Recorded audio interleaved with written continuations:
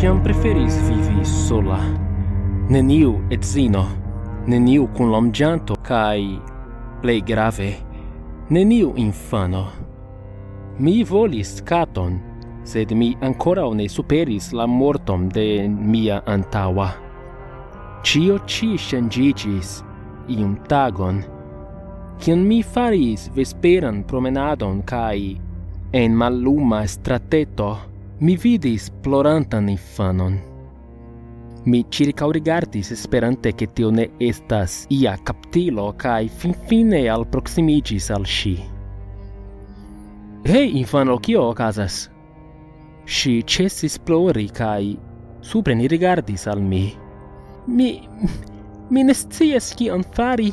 Mi ne volas hejmeniri, kie ili ĉiuj estas malbonaj al mi, sed mi timas kaj malsatas. Mi proponis ke ni iru al alia flanko de la strato, al la benzinstacio por preni sandviĉon, al kio ŝi ĉesis plori kaj silente aliĝis al mia flanko, ankoraŭ plorsingultante kaj timigite. Post kiam mi prenis la sandviĉon kiun ŝi entuziasme formanĝis, mi prenis ŝin al la policejo. Ŝi diris ke ŝia nomo estis Lilito, ke ŝi estis dekjara. Post esplorado ili trovis neniun registron de ŝiaj gepatroj aŭ pasinteco. Ili volis meti ŝin en orfejon, sed ŝi kunpremiĝis al mi. Ne, mi volas resti kun li. Li nutris min, kaj li estis bona al mi. Ĉi tiu kompatindulino agis kvazaŭ ŝi neniam renkontis agon de bonkoreco en sia vivo. Mi ne sciis kiel prizorgi infanon, sed io simila al kulpo venis sur min. La sekva tago konsistis el esti esplorata kaj fine esti konsiderata atestita gepatro, kiam ili eksciis ke mi havis bonan hejmlaboron. Lilito, kiun mi nun vokas Linio, iris en mian hejmon tuje. Ŝi ŝatis rigardi la fiŝujon kaj estis tre ĝoja havi sian propran dormoĉambron, kaj ŝi ŝategis kuradi en la korto. Unu afero pri ŝi kiun mi konstatis estas ke ĉi tiu knabino manĝas kvazaŭ ne estas morgaŭ. Malgraŭ ke ŝi ne estis haŭto kaj ostoj kiam mi renkontis ŝin, krom tio ke ŝi eĉ ne havas spuron da graso, kiun oni atendus de plej multaj infanoj. Ŝi aspektis kiel mini plenkreskulo. Manĝinte 3 sandviĉojn kaj bovlon da rameno, ŝi iris dormi. Mi ankoraŭ ne alkutimiĝis havi alian vivanton krom fiŝo kaj plantoj en la domo, sed ŝi alportis bonan energion kaj ŝi estanta ĉiam malsata rememorigis min mem manĝi ion. Mi decidis preni ŝin eksteren por promenado en la parko, esperante ke ŝi laciĝos kaj dormos facile tiunokte. Ĝis hodiaŭ mi bedaŭras fari ĉi tion. Sur la promenvojo cervo paŝis antaŭ nin. Kio estas tio? Ĉu vi neniam vidis cervon antaŭe? Ĉu ĝi estas manĝebla? Jes, fakte, kvankam mi ne manĝas ilin. Linio tiam almarŝis, eĉ kun mi diranta al ŝi ke estas danĝere. Mi rigardis en hororo, dum ŝi transformiĝis en ion nehoman. Horizontala linio formiĝis sur ŝia stomako, kiu malfermiĝis en larĝan buŝon plenigitan de vicoj kaj vicoj de razilecaj dentoj. Nigraj korvodecaj flugiloj elstaris el ŝia dorso, kaj malhela rondo gutiganta ian nigran elfluaĵon formiĝis super ŝia kapo. Granda lango kiel tentaklo de kalmaro ĉirkaŭvolvis la cervon kaj enprenis ĝin enen.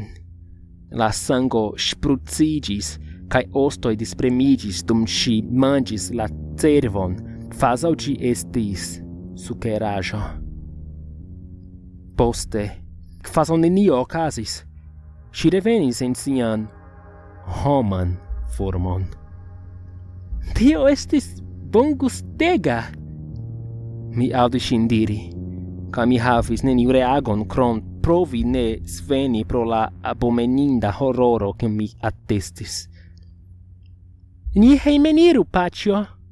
Vi ne aspektas tiel bone. De tiam mi timis. Nutri ŝin pli ŝajnis kiel fari oferton al malbonvola estaĵo. Iunokte mi vekiĝis je la 3 horo, kaj mia sango frostiĝis, kiam mi vidis ŝin apud la piedo de mia lito. Paĉjo, mi malsaltas. Mi ekstaris kaj faris al ŝi 2 sandviĉojn.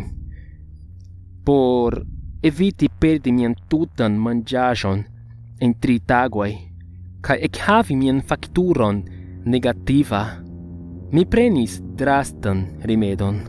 Ni promenadis en la arbaroj, kie ni faradis cervĉasadojn, kaj mi lasadis ŝin manĝi antaŭ ol reveni hejmen.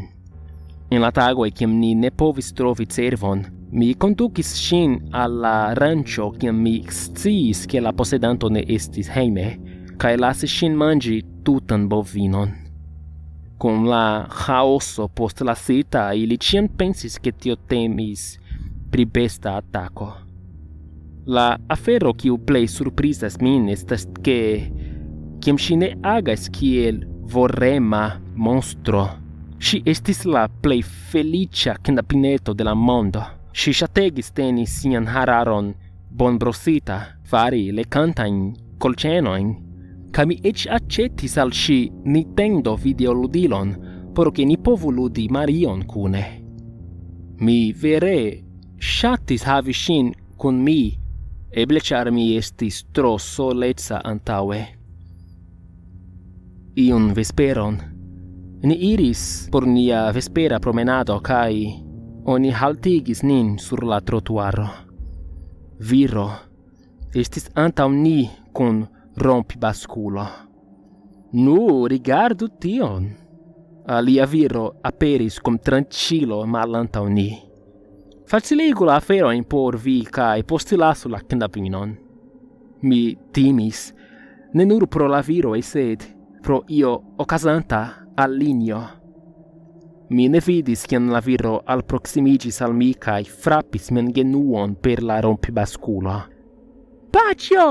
Mi aŭdis linion krii, dum la doloro eksplodis en mia genuo.